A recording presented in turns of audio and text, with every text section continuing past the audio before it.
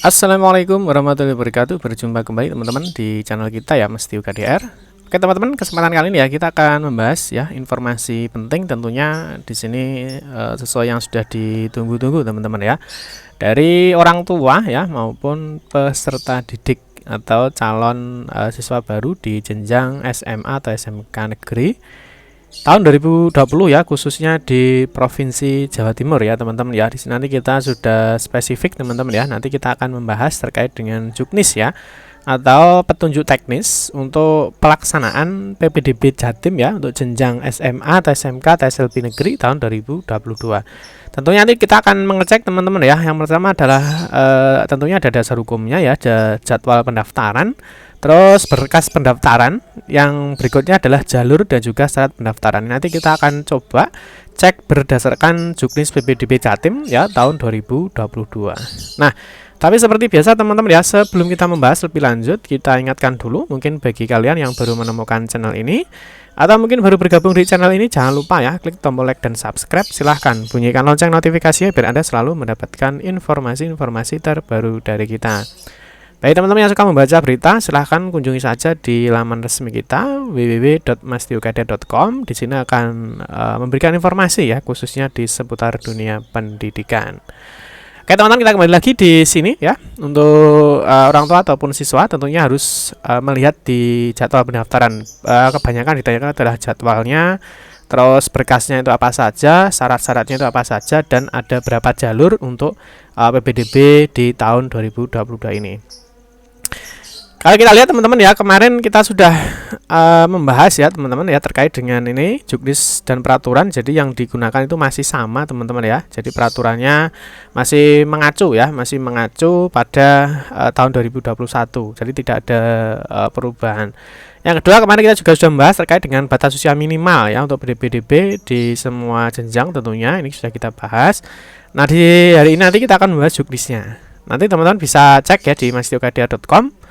Bisa masuk di menu siswa ya. Di sini ada PPDB 2022 ya. Nanti silahkan, di sini sudah kita bahas banyak sekali ya terkait dengan PPDB tahun 2022 ini.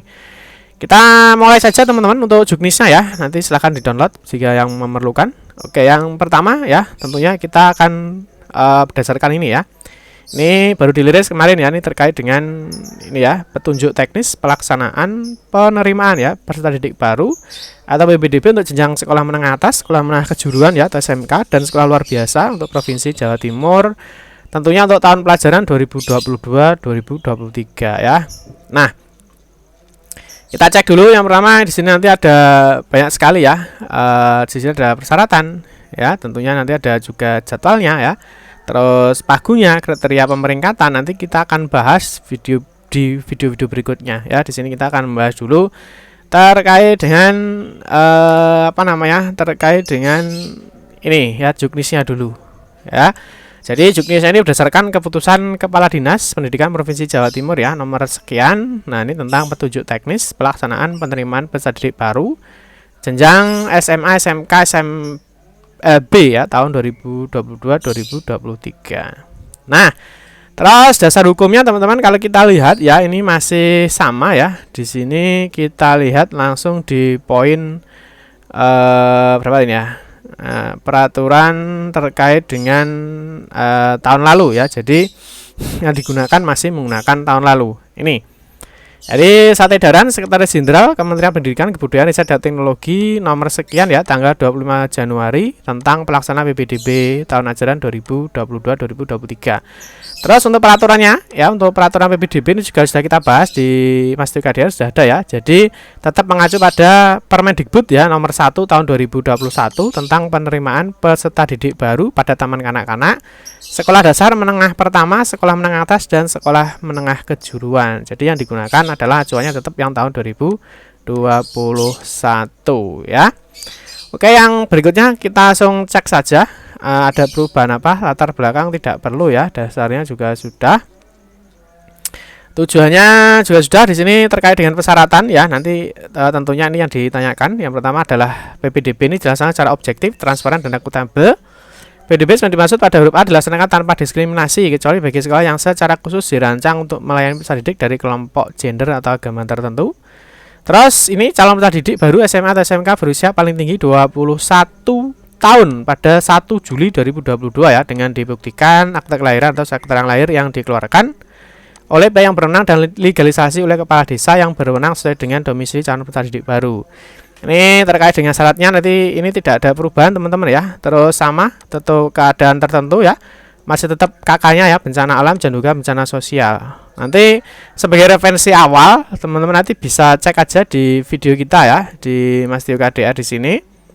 Nanti silahkan masuk di PPDB 2021 ini ya, PPDB Jatim SMA atau SMKN 2021.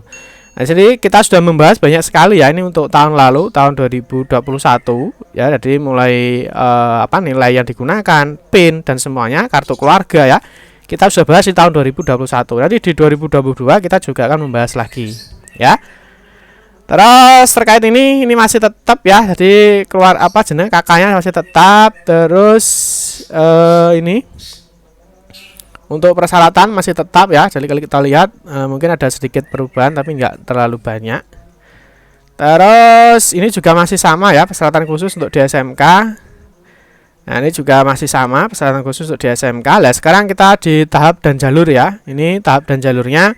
Kalau kita lihat masih sama ya. Ada jalur afirmasi, jalur perpindahan tugas orang tua, jalur prestasi lomba ya. Terus ada jalur prestasi nilai akademik ya, jalur zonasi. Terus ada tahap 4 ada jalur zonasi SMA. Dan tahap terakhir, tahap 5 adalah jalur prestasi nilai akademik. Ini masih tetap teman-teman ya, nggak ada perubahan dari tahun kemarin ya. Jadi ada 5 tahap ya, ada 5 tahap dan ada jalurnya banyak ya. Kalau jalurnya ada 1, 2, 3, 4, 5, 6, 7. Nah, ini biasanya teman-teman ditanyakan apakah kalau misalkan tidak terdaftar, tidak lolos di tahap 1, apakah bisa ikut di tahap 2? Ini jawabannya boleh. Jadi nanti kita bahasnya per tahap ya, tahap berapa. Nah, itu di tahap nanti ada jalur. Ya, nanti kita bahas di video kita berikutnya. Terus ini pengecualian, terus ini ada penjelasan mengenai jalur ya. Ada jalur afirmasi itu apa? Ini kalau kita lihat masih sama, mungkin ini masih sama ya, jalur afirmasi yang digunakan apa. Nanti kita bahas secara eksplisit di video kita berikutnya. Jalur pembinaan tugas orang tua, terus di sini juga masih sama teman-teman ya. Jalur prestasi hasil lomba. Ya, ini jalur prestasi hasil lomba ini bagi adik-adik ya yang memiliki sertifikat hasil lomba juara 1, 2 dan 3 ya, nanti bisa mengikuti di jalur hasil prestasi lomba. Terus ingat ya, jadi yang ini instansinya minimal ya, tingkat kabupaten atau kota, tingkat provinsi, tingkat nasional serta tingkat internasional. Ini yang bisa digunakan. Terus di sini hasil lomba masih tetap, terus di sini juga masih tetap ya. Jadi belum ada perubahan. Coba nanti kita bahas. Nah, ini yang menarik adalah di jalur prestasi nilai akademik ya. Nah, di sini masih sama yang digunakan teman-teman ya. Ini adalah nilai semester 1 sampai dengan semester 5. Tentunya ini teman-teman harus menyiapkan ya, adik-adik semua harus menyiapkan untuk persiapan di sini di nilai rapornya. Nah, kuotanya juga masih sama ya untuk nilai prestasi akademik untuk SMA 25%. Untuk SMK ini 65% ya. Jadi untuk SMA itu yang banyak biasanya di Yunasi ya, teman-teman. Di SMA itu Yunasi, kalau SMK itu yang banyak itu adalah di nilai. Ya. Terus yang kedua, kalau kemarin pakai NPSN ya, kita lihat dulu. Kita lihat dulu kalau yang kemarin yang digunakan adalah nilai semester 1 sampai dengan 5 dan NPSN. Nanti kita lihat apakah tetap menggunakan ini. Nah, ini ya rata nilai rapor tetap semester 1 sampai dengan 5. Terus yang digunakan masih sama teman-teman ya. Jadi nilai akreditasi ya, nilai akreditasi untuk sekolah SMP-nya nanti diambil dari website ini. Nanti kita bahas satu persatu. Terus untuk ini masih sama ya. Jadi aturannya tetap menggunakan nilai dan juga nilai akreditasi. Nilai gabungannya yang nilai rapor 70% ya. Untuk nilai akreditasi masih sama ya, 30%. Terus ini masih sama. Nah, ini jalur Yunasi. Kalau jalur Yunasi kebalikannya ya. Untuk SMA itu yang paling banyak. Terus kalau untuk SMK itu sedikit. Jalur Yunasi diperuntukkan ini ya. Nah, di sini kakaknya tetap ya. Jadi untuk kartu keluarga di jalur Yunasi itu paling singkat 1 tahun ya sebelum tanggal pendaftaran tahap 1 yaitu tanggal 20 Juni. Ini patokannya. Jadi teman-teman tarik ke bawah ya. Kalau kakaknya itu 20 ya, 20 Juni 2021 ditarik ke depan jadi 20 Juni 2022. Jadi kakak yang bisa digunakan itu adalah 1 tahun sebelum tanggal pendaftaran ya. Terus ini kuotanya ya. Jadi kalau SMA ini banyak ya. Kalau SMA itu 50%. Jadi 50% untuk jalur yonasinya. Untuk SMK sedikit hanya 10%. Nanti kita bahas untuk pagunya. Nah, ini tentunya kalau yonasi ada keadaan tertentu untuk kakak boleh menggunakan domisili ya. Hanya karena ada bencana alam, bencana sosial, diantaranya pengungsi akibat kerusuhan atau konflik. Terus yang paling penting, ayo kita langsung aja ke pagu. Ini pagu ini masih nanti ya, karena saat ini pagunya masih dalam proses pengajuan. Pengajuannya tetap sama, pagunya paling banyak dalam satu kelas 36. Nah, ini tahapan pendaftaran pengisian nilai rapor. Ini nanti dilakukan oleh sekolah ya. Apabila sekolahnya belum mengisikan, nanti bisa diisi sendiri oleh siswanya. Ini masih tetap ya, yang digunakan adalah nilai pengetahuan teman-teman ya. Jadi mulai dari PAI, Pancasila, Bahasa Indonesia, Matematika, IPA, IPS, Bahasa Inggris ya, masih tetap. Verifikasi nilai rapor nanti kita juga akan memberikan videonya. Di sini untuk verifikasi nilai rapor juga ada. Nah, sekarang yang paling penting adalah di jadwal ya, waktu pelaksanaan. Nah, sini sosialisasi ya, juknisnya mulai Maret sampai dengan Mei. Entry nilai rapor ini dilakukan oleh sekolah ya, jadi oleh SMP kalian ya, SMP sederajat. Terus isinya ada pengambilan PIN ya. Ada verifikasi rapor oleh siswa mulai 27 sampai 30 Mei ya untuk verifikasi nilai rapor, nanti kita akan bahas. Terus pengambilan PIN ya mulai 2 sampai 18 Juni, ini jangan sampai telat ya. Karena PIN ini yang paling penting ya. Kalau kalian nggak punya PIN ya nggak bisa ikut pendaftaran. Ini ada latihan pendaftaran, ini biasanya untuk jalur yonasi dan nilai akademik. Selain ini nggak ada ya, latihan pendaftaran itu untuk jalur afirmasi dan lain-lain nggak ada. Yang ada adalah jalur yonasi dan nilai akademik.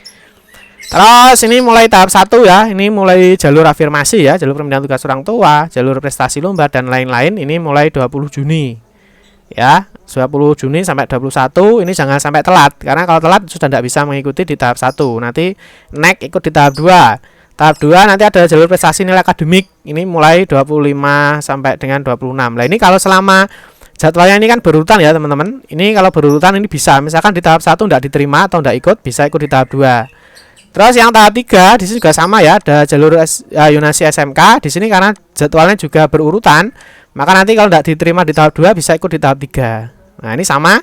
Jalur yonasi SMA ya, ini juga berurutan ya. Jadi ini masih bisa. Kalau tidak diterima di jalur E atau tahap 3 bisa ikut di tahap 4 ya. Ini untuk pendaftaran jalur yonasi 1 sampai dengan 2 Juli. Terus yang terakhir di sini ada 5 ya, ada tahap 5. Di sini ada jalur prestasi nilai akademik. Nah, ini kan juga sama berurutan ya. Nah, jadi kalau pengumuman tanggal 3 Juli, kalau nggak diterima di tahap 4, teman-teman bisa ikut di tahap 5. Tahap 5 terakhir 4 sampai dengan 5 Juli. Untuk pendaftaran dari sini kalau ini sudah selesai ya, karena sudah daftar ulang. Jadi ini kalau sudah sampai sini, ini sudah tutup, sudah tidak ada lagi pendaftaran untuk semua SMA atau SMK negeri se-Jawa Timur. Ini ya teman-teman ya. Terus yang terakhir tata cara pengambilan PIN nanti kita bahas di video kita berikutnya ya. Jadi untuk pengambilan PIN tetap menjadi yang pokok utama. Nanti kita juga akan memberikan informasinya ya. Terus bagaimana cara pendaftarannya nanti kita akan bahas di video kita berikutnya. Ini juga ada jalur bergu untuk jalur prestasi lomba ya. Ini di sini sama teman-teman ya, nggak ada perubahan kalau kita lihat untuk juknisnya di tahun 2021 maupun di tahun 2022. Oke teman-teman ya, cukup sekian saja terkait dengan juknis PPDB Jatim ya tahun 2022. Kalau kita lihat sekilas memang tidak ada perubahan dengan PPDB di tahun 2021. Siapkan teman-teman semuanya ya terkait dengan jadwalnya, jangan sampai telat, jalurnya dan juga syarat pendaftarannya. Ya, nanti kita akan memberikan informasinya tetap di channel kita Mas Tio KDR. Terima kasih teman-teman yang sudah menonton video ini ya. Mohon maaf jika ada salah-salah kata dalam memberikan informasi dan penjelasan. Kita berjumpa kembali di video-video berikutnya. Saya akhiri, wassalamualaikum warahmatullahi wabarakatuh.